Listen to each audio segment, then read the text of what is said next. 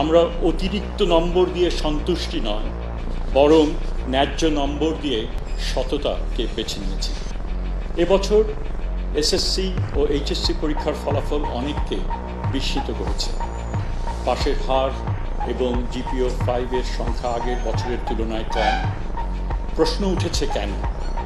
এর উত্তর জটিল নয়, বরং সহজ কিন্তু অস্বস্তিকর। বাংলাদেশে শেখার সংকট শুরু হয় খুব শুরুর থেকে। প্রাথমিক স্তর থেকেই ঘাটতি তৈরি হয় এবং সেই ঘাটতি বছরের পর বছর সঞ্চিত হয়। কিন্তু আমরা দীর্ঘদিন এই বাস্তবতার মুখোমুখি হতে চাই না। আমরা এমন এক সংস্কৃতি গড়ে তুলেছি যেখানে সংখ্যাই সত্য হয়ে উঠেছিল। ফেল করি আমরা যথেষ্ট পরিমাণ পড়াশোনা করছি, যথেষ্ট পরিমাণ লিখেছি, কিন্তু তারা ভালো করে খাতাটা দেখে নাই। তারা কি করেছে? তারা টিকটকার দিয়ে খাতা দেখেছে। কেন টিকটকার কি সার্টিফিকেট পেয়েছে টিচারদের থেকে? তারা কেন আমাদের খাতা দেখবে? তাদের কোনো রায় নাই। আমরা চাই নাই যে টিকটকার আমাদের খাতা দেখুক, আমাদেরকে রেজাল্ট এভাবে দেখ। তারা বলতেছে যে এইখানে জীবন নষ্ট হয়ে গেছে, এটা হয়েছে সেটা হয়েছে। আবার তারা আমাদের থেকে টাকাও চায়, বলছে তোমরা টাকা দিলে তোমাদের A+ দিয়ে দিব। কেন এই কথা বলবে তারা? এখন বলছিলেন টিকটকার, তারা টিকটক যারা রিলস বানাইতেছে টিকটকে, আমরা অনেক ভিডিও দেখতে চাই না।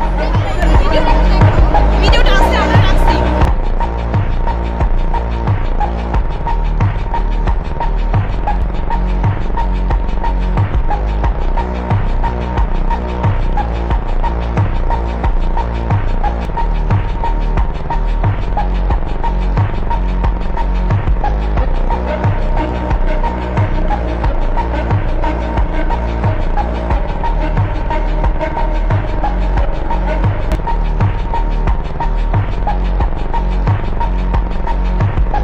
বাংলাদেশ এডুকেশন সিস্টেম খাঙ্কি মাগির গুলো নড়ির মাগির বলা আমার পেল দিছে, নড়ির বলা বাইরে তো এত ভালো পরীক্ষা দিছি, সবগুলো পরীক্ষা প্লাস লাগবো, কিন্তু নড়ির বলা খাঙ্কি মাগির বলা আমার পেল দিছে, নড়ির বলা বাংলাদেশ এডুকেশন সিস্টেম মাইক যদি নড়ির বলা খাঙ্কি মাগির বলা করে।